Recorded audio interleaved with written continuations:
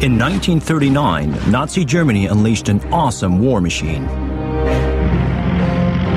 As the most savage battle in history unfolded, Nazi leaders forced German scientists to come up with an even weirder array of weapons.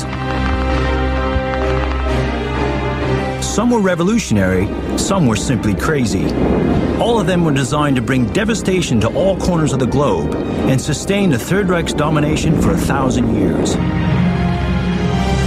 A global bomber that could fly through space at 13,000 miles an hour to bring destruction to every major city on the planet. The world's first assault rifle that could shoot round corners. A vortex gun designed to bring down an aircraft by creating a tornado.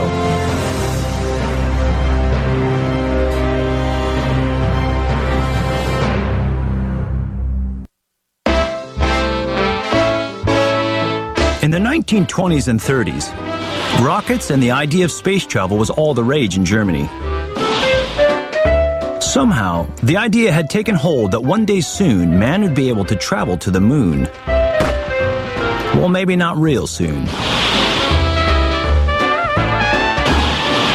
Germany underwent a rocket craze in the 1920s, but behind the scenes, there was very serious work going on in an academic and engineering sense by people who really thought that we had a future based around rocket flight. These pioneering scientists planned to develop all manner of rockets, planes, and spaceships. Their vision included space travel to the moon, to Mars, and beyond. Space stations from which they could control Earth's climate, and rocket planes that could carry passengers around the Earth in around a couple of hours. Their sole purpose was the exploration of space. They were not expecting to see their revolutionary ideas used as weapons of war. But the Nazis saw other possibilities. They were quick to realize that rockets had military potential and offered limitless opportunities for a country bent on world domination. German army generals like Walter Dornberger kept a close eye on the work of the amateur rocketeers. When the Nazis came to power in 1933, Dornberger hoped that by exploiting the genius of this exciting new generation of scientists and engineers, the German army would be able to develop powerful and extraordinary new weapons. He cherry-picked some of the best brains. Top of the list was Wernher von Braun. Dornberger installed him at a new top-secret rocket research center at Peenemünde on Germany's Baltic coast. Von Braun set to work.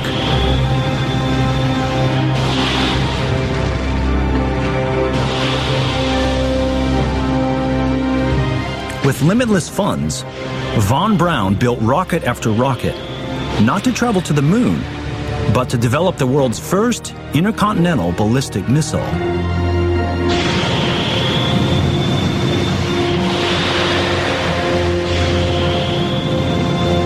Meanwhile, the man widely regarded as the founding father of German rocketry, Hermann Oberth, had even more ambitious and fantastic ideas.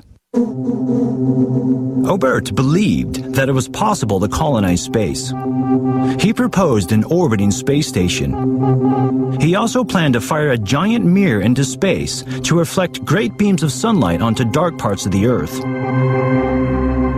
Originally, these were ideas of peace, but now he offered them as weapons to aid the Nazi war effort. He had almost like a dual personality, and one side of that, in addition to be a pacifist, he was a warrior. He also said my space mirror could also be used for military purposes. I could burn up ships at sea. I could focus my space mirror on troop concentrations and destroy them. I could focus in on cities and burn large holes in places like London or New York City. But Oberth's ideas were far in advance of their time. Although he worked for the Nazis at Peenemünde, his space wheel and mirror were seen as wonder weapons for the future, when the Nazis had won the war on Earth. But by 1943, thoughts of world domination were receding fast. The war was changing course. Wave upon wave of American B-17 bombers were decimating German cities.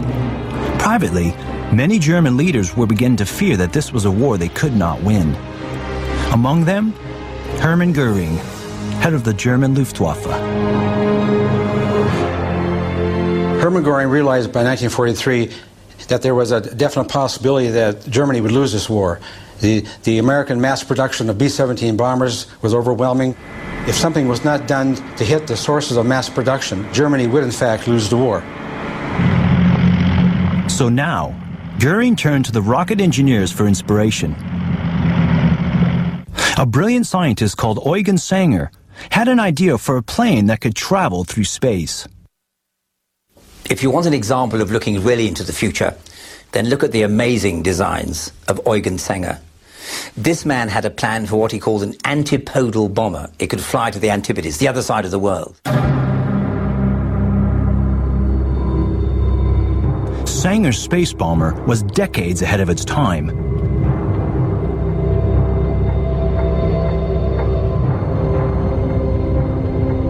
At takeoff, the plane was to be propelled along a monorail by a sled fired by V-2 rockets. After 1.7 miles, the plane would be traveling at over 1,000 miles an hour.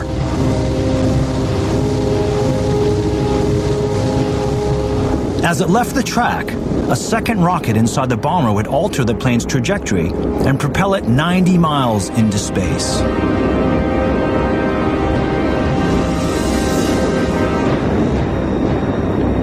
The point about Eugen Sanger's design was that you'd in essence put the plane into an orbit. So you burn a lot of fuel to get it up there, but once it was on the fringe of space, it could then act more or less as a glider. It could then come back and intersect with the upper layers of the atmosphere and then use them like a pebble skipping on a lake. A pilot would fly the plane along the edge of the Earth's atmosphere. Traveling at 13,500 miles an hour, it would circuit the Earth in 2 hours. It could drop its lethal payload on any city in the world. Although the Germans had no nuclear bomb capability, they planned to use a bomb that would spread radioactive particles into the atmosphere. The bomb carried by the Sanger bomber would have been a 5,000-pound high-explosive bomb wrapped with blankets of radioactive silica. The device would be dropped at about 2,000 feet, 3,000 feet above the city. It would explode.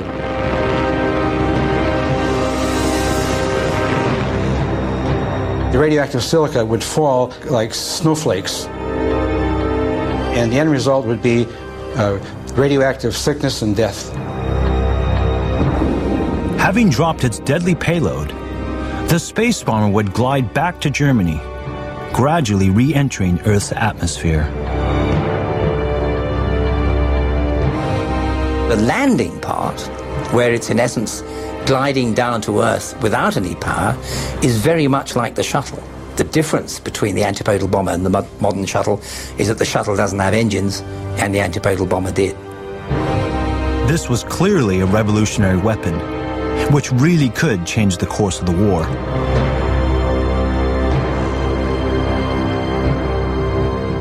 Göring immediately set Sanger up in his own research base in northern Germany, with instructions to develop the antipodal bomber.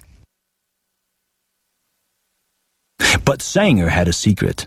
He knew perfectly well that his idea would be years in the making. But desperate for the funding, he omitted to tell Göring about the timescale.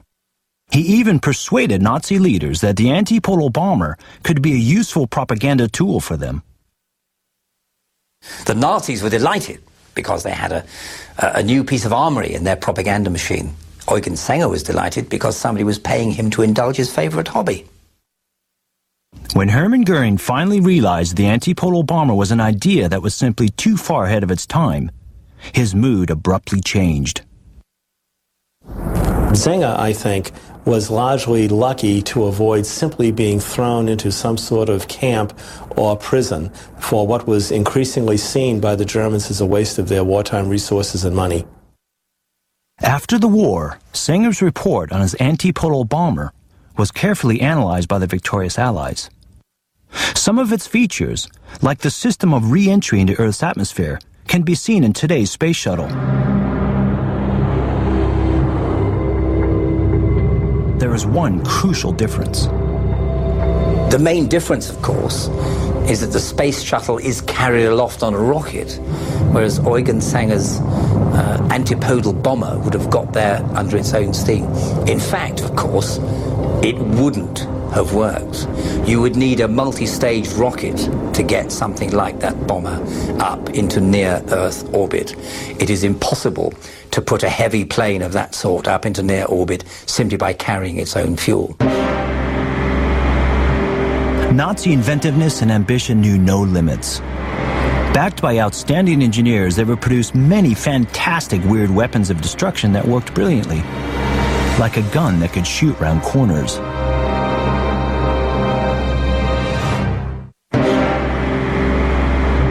Throughout history, German technology consistently produced guns of superb quality. Not only were they bigger and better than anyone else's, they were more simply engineered and more efficiently produced. One of the best was the MP-44, the world's first assault rifle. The thing that makes this weapon really unique in 1944 is the fact that it's both semi-automatic and fully automatic. And by semi-automatic, I mean every time you pull the trigger back one pressure, it fires one round. But you can put this thing into full automatic fire, and when you do that thing, when you pull back the trigger, it will continue to fire until the magazine is empty. No one had a gun to compare to this. Standard issue for Allied troops was either a rifle or a submachine gun. Both were at a disadvantage against the assault rifle. Then, German engineers went one better. They came up with a thing called the curved barrel device. And here it is. It's a way to shoot around corners. And what this is a very, very heavy piece of metal that was stuck on the end of the barrel. And as the bullet came down here and hit this, it was turned 90 degrees and exited here. The curved barrel was developed because of a rare engineering error on a tank assembly line. Engineers found they had built tanks which could not be fitted with the normal turrets. Ever resourceful, they gave the vehicle a flat roof and a new name, an Elephant. They fitted it with an 88mm gun to use as a long-range weapon against Russian tanks on the Eastern Front. But in their haste, someone forgot to fit a machine gun, leaving the Elephant fatally exposed to attack. Russian infantry learned real quick that they could run up to these vehicles, pour gasoline in the top, and torch the vehicle. And the vehicles could not support each other. You don't have a machine gun aboard the vehicle. So if you're here and I'm here, Russian infantry is climbing on your vehicle. I have no way with a machine gun to keep them off. A weapon was needed to help the German crews to defend themselves inside the Elephants. So the modified MP-44 with this curved barrel device was created so that the German crew could stick this outside the turret and hose the vehicle down to keep Russian infantry from climbing on the vehicle. Engineers experimented with two models. One curved 30 degrees, the other by 90. The sharper angle was for use in confined spaces like tanks. Having made a gun that could shoot round corners, now German troops wanted to see who they were firing at. You'll notice that it has an area here that's sort of cut away and it's rough. And what the Germans installed there was a mirror so that they had the sight back here and they could look around the corner to see what they were shooting at. There was one more small problem. The curved barrel tended to distort and shatter bullets as they were fired. But even that turned out to be an advantage for soldiers fighting at close quarters. As the bullet's traveling around the barrel, the bullet is going to heat up tremendously and basically is going to fly apart. So what you're going to get is a shotgun effect coming out of the muzzle of the weapon. But remember, you're fighting at very, very close ranges, so that doesn't really matter.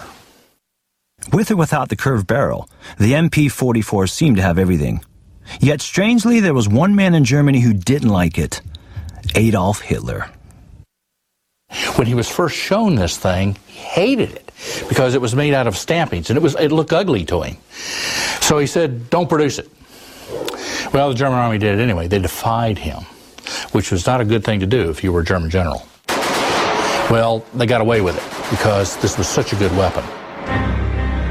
German engineers set the highest standards of innovative gun design. But in 1944, as the war was slipping away, they began to experiment with ever more bizarre weapons. Guns that astonishingly didn't fire bullets or shells, but instead used elements of nature as ammunition. These weapons were the brainchild of Albert Speer, Hitler's armaments minister. He set up research bases in Germany and Austria to develop them. This was one. It may look like two giant loudspeakers, but in fact it was a sound gun designed to kill. The gun worked by igniting a mixture of methane and oxygen in a resonant chamber. This created a chain of explosions up to 1,500 a second, which sent out a powerful and focused beam of sound, which was amplified by parabolic reflectors. The pressure of the sound was unendurable. It was the same as being plunged 30 feet beneath the sea in terms of pressure, and yet that pressure being reversed hundreds of times every second.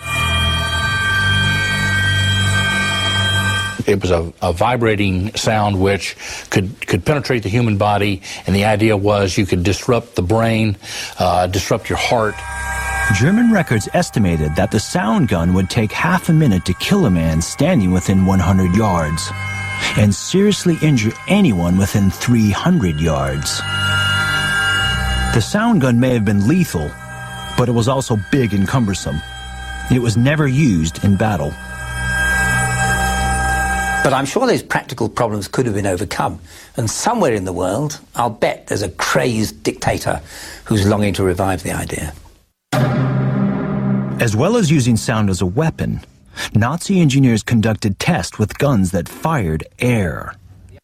And the idea was that inside it you'd fuel it with hydrogen and oxygen, which would cause a tremendous explosion, and out would come a plug of air, an invisible plug of compressed air that could bring down an aircraft flying above. The wind gun was used just once when the Nazis tried unsuccessfully to defend a bridge on the Elbe River. No planes were shot down, and the weapon was abandoned.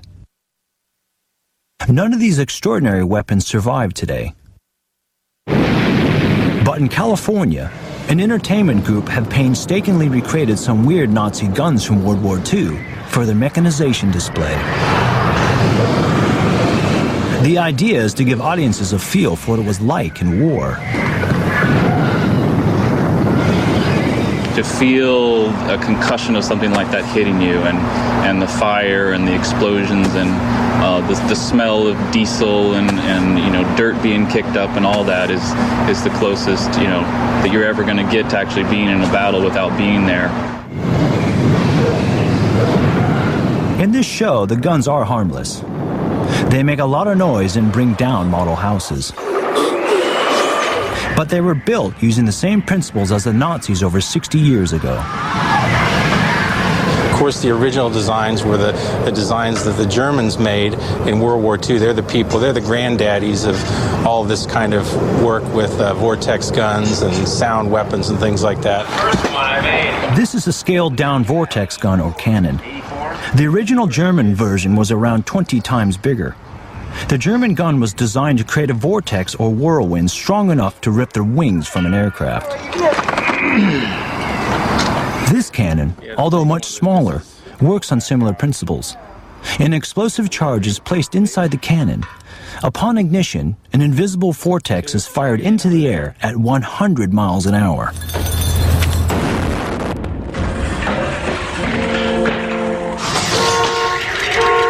Well, this one is harmless enough.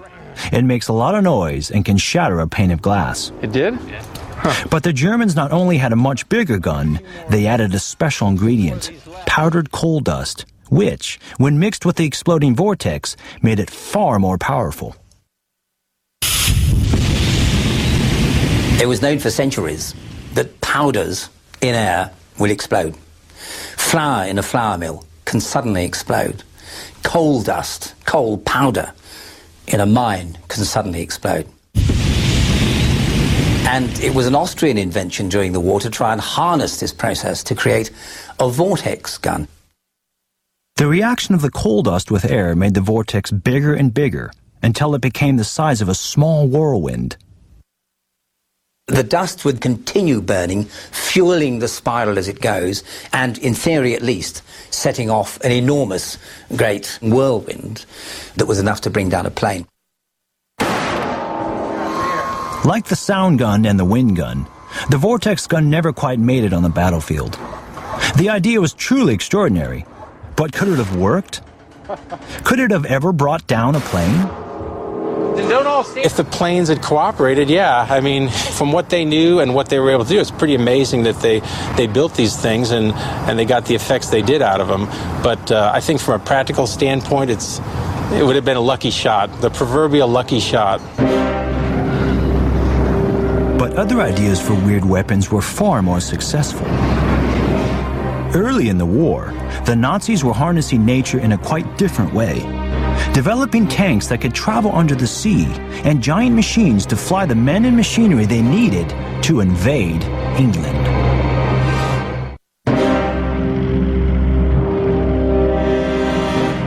June 1940.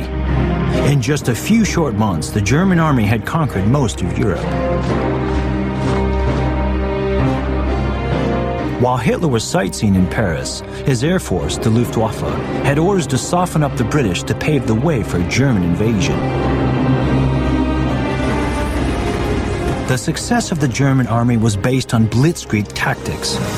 The sheer speed and surprise of the ferocious attacks left defenders helpless.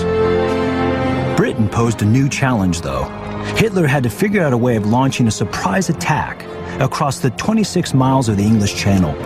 He wanted to get an invasion force of 160,000 men with heavy armor onto the shores of England, fast and with maximum shock. Germany had invested heavily in assault gliders in the 1930s, and these were used very successfully in 1940 during the invasion across the Low Countries. But these were all very small gliders capable of carrying at most 10 or 15 or perhaps 20 troops. Hitler asked the Messerschmitt factory to come up with a design for something much bigger. Amazingly, within 14 days, they produced drawings for the largest glider in history. It would carry nearly 10 times more than any other German glider. Hitler wanted it immediately. He planned to invade England in weeks. Messerschmitt knew they had to build it fast. Construction began on June 11, 1940. Prisoners of war were ordered to help. Local factories were enlisted to provide materials. The aircraft was called a Gigant, and it was an astonishing size. The wingspan was 180 feet, and its fuselage would be nearly 100 feet in length. To keep the airframe light, technicians developed a unique formula of wood and steel. The main structure comprised hollow steel tubing fortified by ribs, 22 on each wing. They were shaped and supplied by a local furniture factory. A bed factory produced the steel frame for the massive loading doors at the front of the plane.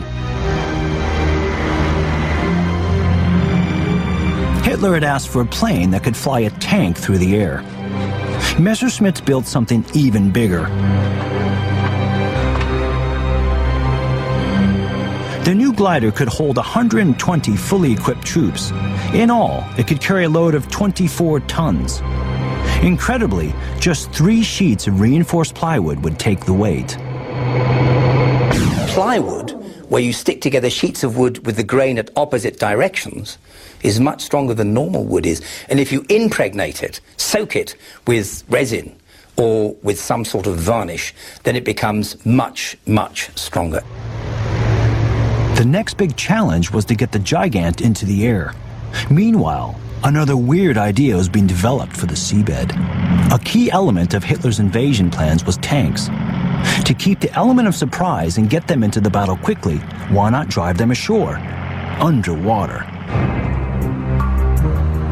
From July 1940, 168 Tauchpanzers were modified so they could operate below the surface of the sea. They were sealed up and snorkels were fitted to provide air for the crew. They were called dipping or deep wading tanks. The main problem of a deep wading tank that's actually all the way underwater and simply using a snorkel is that they're still somewhat buoyant. It might seem strange that a 25-ton steel object is buoyant, but it still has air in it, and as a result, it doesn't have good traction underwater. Tests were carried out at Putlos on the Baltic coast. They found that the tanks often became bogged down on soft soil like a riverbed. For the crews trapped 45 feet underwater, escape was a terrifying ordeal. The hatches basically have all of the weight of the water on top of them. So basically you have to let the tank fill with water. You can then open up the hatch and escape using an aqualung or something similar. But the problem is for the 5 or 6 minutes that it's taking to fill with water, it's pretty terrifying. While tank crews were learning how to escape from a tank stuck underwater, Messerschmitt's engineers were puzzling how to get the biggest glider on Earth into the air. An ordinary-sized glider was towed by another aircraft. But for the Gigant, there was no available plane that was big enough. Rockets were attached to the wing to give more lift at takeoff, but it wasn't enough. Next, they harnessed it to 3 separate aircraft to pull this monster into the air. Sometimes it worked, sometimes it didn't. To coordinate 3 of them was impossibly difficult. They had endless crashes and near crashes, and it became obvious that using 3 separate aircraft to tow just one was never going to work reliably. The next idea was simply bizarre. Take 2 planes, cut them in half, add an extra engine, and fuse them back together. It was called a Heinkel 111Z, and although it looked decidedly odd, it worked. Eventually, someone had the bright idea of fitting the glider with its own engines. 6 French Gnome-Rhone Butte engines turned the Gigant from the world's largest glider into the world's greatest transport plane. It would make more noise, but it would do the job. The underwater tanks and giant gliders were strange ideas, but both were available to spearhead the invasion of Britain. But determined resistance from the British Air Force persuaded Hitler to think again. In September 1940, the invasion of Britain was cancelled. But the Flying Gigant and the dipping tanks played their part when Hitler came to invade Russia in 1941. As the course of war swung back and forth, the German war machine came up with ever more inventive ideas. In 1944, the Nazis, using amazing new vertical takeoff planes, hit back at U.S. bombers who were decimating German cities. At the outset of World War II, Germany had the finest air force in the world. The Junkers 88 bomber and the Messerschmitt 109 fighter were a match for any aircraft in the world. In 1940, Air Force Commander Göring and Adolf Hitler were so confident of the invulnerability of the German Air Force, they put a brake on aircraft development and research. They just didn't think they'd need it. It was a decision that would have dire consequences for Nazi Germany, because by 1944, aircraft like the Me-109 were practically obsolete. They were no match for the new U.S. fighters like the Mustang. As a result, U.S. bombers enjoyed almost complete protection as they relentlessly pounded German targets. Hermann Göring and the German Air Force were desperate for a fantastic new aircraft that just might tilt the balance of the war back in Germany's favor.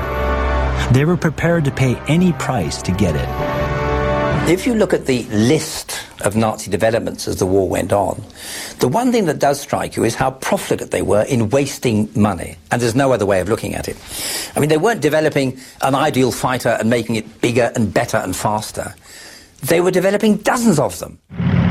By 1944, the German Air Ministry needed a miracle.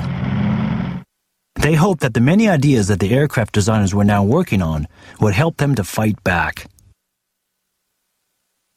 One urgent requirement was for a defense interceptor that could be inexpensively mass-produced. There were many suggestions. One was called the Natter. It was a small piloted jet rocket.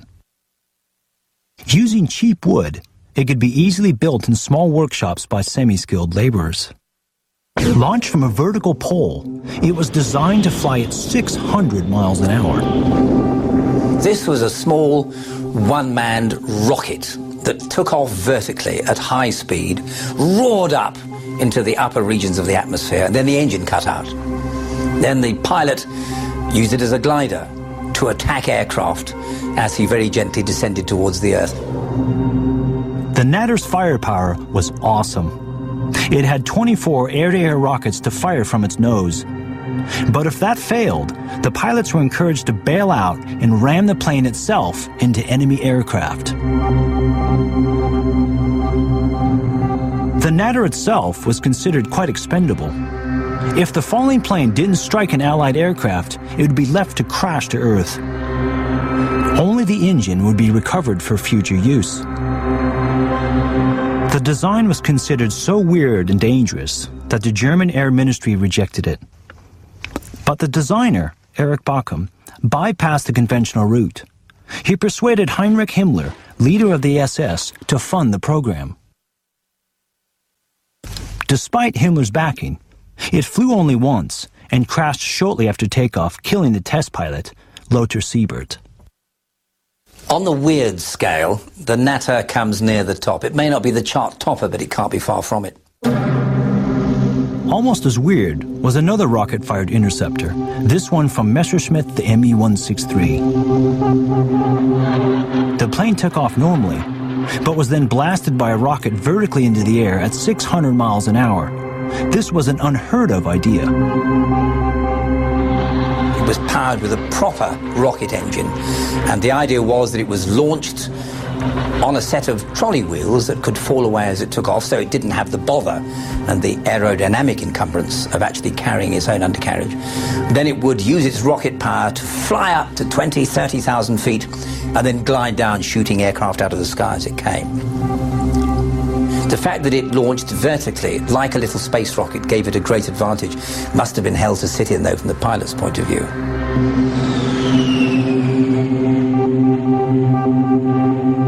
When the plane returned to Earth, it landed on a sled. Like the Natter, the 163 was incredibly dangerous to fly. Takeoff and landings were particularly hazardous. The rocket fuel is highly volatile and combustible. A tiny error by the pilot could cause an explosion. Of the pilots who died in the 163, just 5% were killed in combat. The rest lost their lives just trying to make it work.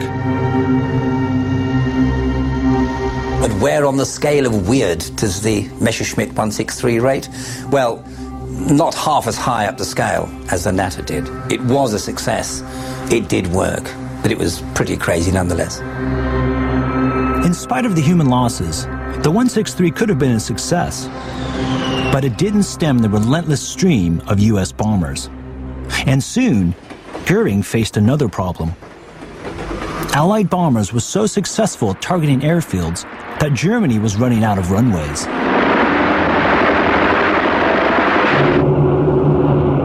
Hermann Göring realized that he needed a different kind of flying machine, one that could be hidden in the woods, hidden in the backyard, hidden anywhere, that could take off vertically, make a transition to horizontal flight, come back after its mission of attacking the B-17 bombers, make a transition, and land vertically. It did not need a runway.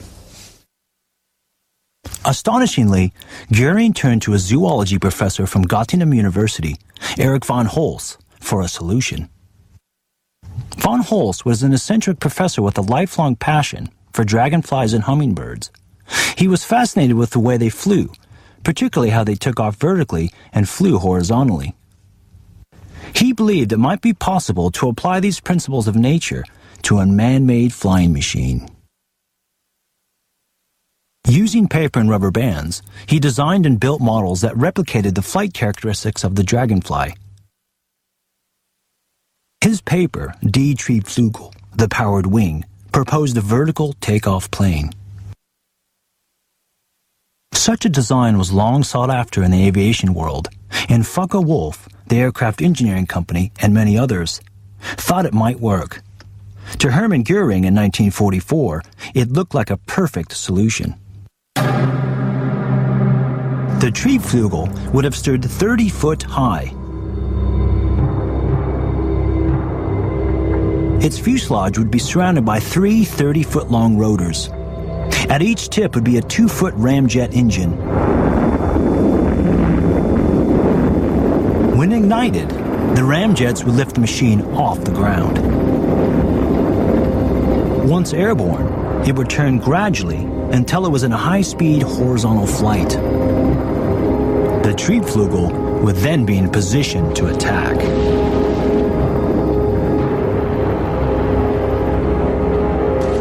It would rise up to their flying altitude of, say, 28,000 feet and meet them head-on and fly through the entire bomber pack, hoping to destroy bombers or perhaps to disable bombers, and then later on Messerschmitt Bf-109s and Focke-Wulf 190s could finish them off. To land, the Triebflügel would return to vertical flight. But it remained just an idea. The war had ended before it could ever come to fruition, and I don't really think it would ever have worked. That's why I'd nominate that for the weirdest weapon of the lot. But something just as weird was being cooked up halfway across the world. Germany's greatest ally, Japan, was working out how to turn radio waves into a death ray.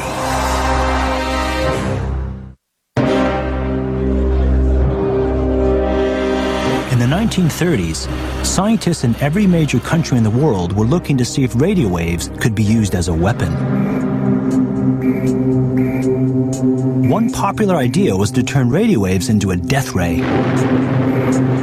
It was already a staple ingredient of science fiction films. The Japanese in particular were keen to develop the weapon. Well, it's interesting the Japanese pursued this technology.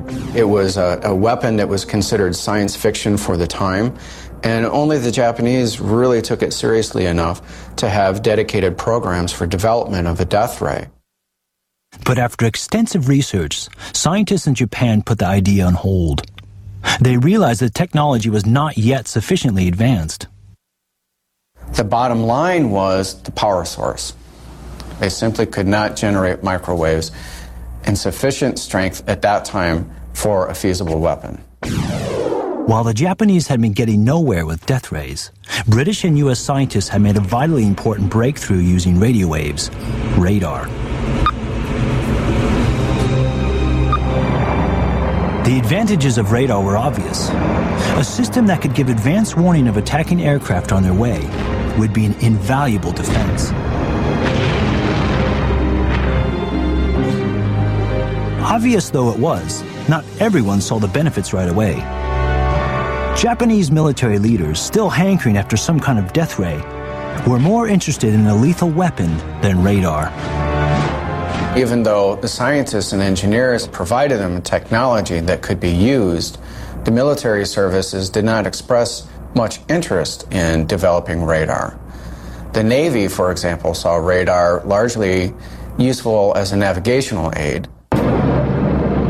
When Japan first entered the war in 1941, their forces swept through the Pacific, easily overcoming Allied resistance. They had, they thought, all the weapons they needed. Then, in June 1942, the Japanese suffered their first major setback. When American and Japanese ships went head-to-head in one of the great sea battles of World War II. Against overwhelming odds, the American Navy won a great victory in what came to be known as the Battle of Midway. The Japanese were stunned from the results of Midway. Many of their prime ships lay at the bottom of the North Pacific, but psychologically, the Japanese Navy had suffered its first major defeat. Desperate, with defeat looming, the Japanese High Command appealed to its scientists and engineers for ideas for new weapons. A brilliant young naval scientist called Ito Yoji had two extraordinary suggestions for Japan's leaders to consider. Either build an atomic bomb or reinvestigate the idea of a death ray. After months and months of research on the atomic bomb, they found it simply wasn't feasible to build a nuclear weapon. So they went with the death ray. Ironically, the success of radar in Britain had led to a technological breakthrough which might now help the Japanese in their pursuit of a death ray.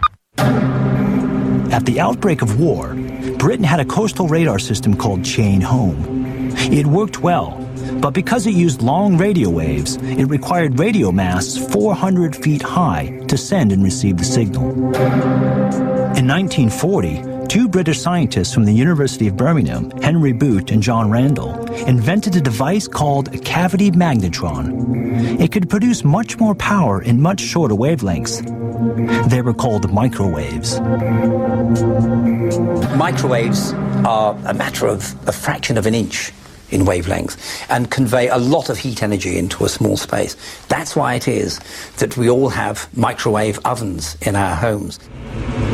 Microwave technology meant that smaller radar transmitters could now be carried on ships and planes. It also had a practical application for Japan's killer ray gun. The reason that the invention of the magnetron seemed to bring the death ray closer is that microwaves carry more energy than conventional radio waves do. You can be bombarded with radio waves all day from a certain distance. It's not going to kill you, but you can't be bombarded with microwaves for very long without it damaging. Using microwave technology, the Japanese Army built extraordinary death ray prototypes at a new laboratory in Shimada, 100 miles west of Tokyo.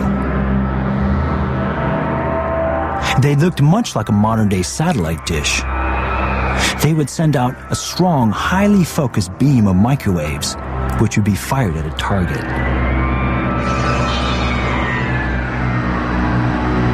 What we have is a device that you can point at an invading army and one sweeping stroke fry all the people who are coming at you.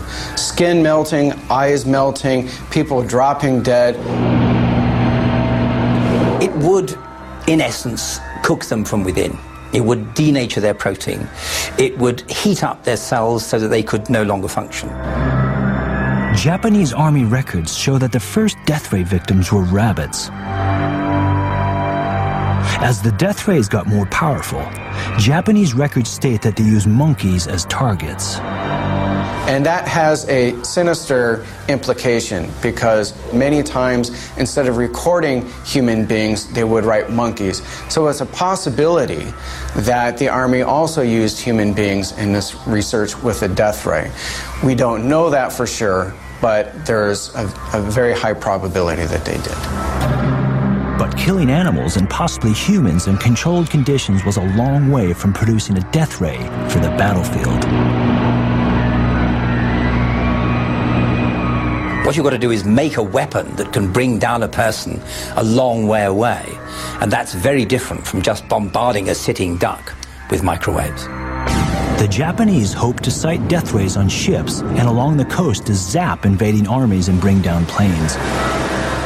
In tests, they found a death ray could disable moving vehicles by short-circuiting the electrics, but only from a distance of a few yards. So could the Japanese really have fringed the coast with microwave transmitters and stopped anything from coming near? Of course they couldn't. The amount of energy, in theory, you'd need to generate would be all the world's power stations put together. The war ended before the Japanese death ray was ready for battle.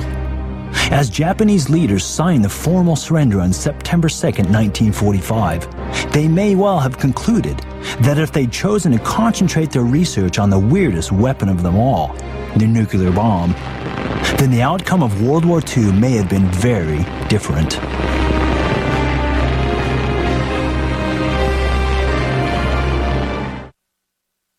finished reading the Da Vinci Code? Want to play detective? Visit the Louvre? Maybe gather some mitochondrial DNA to make a 2,000-year-old trace? Well, guess who beat you to it? Let's go find out. Digging for the truth. The Da Vinci Code. Bloodlines. Tomorrow night at 9 on the History Channel.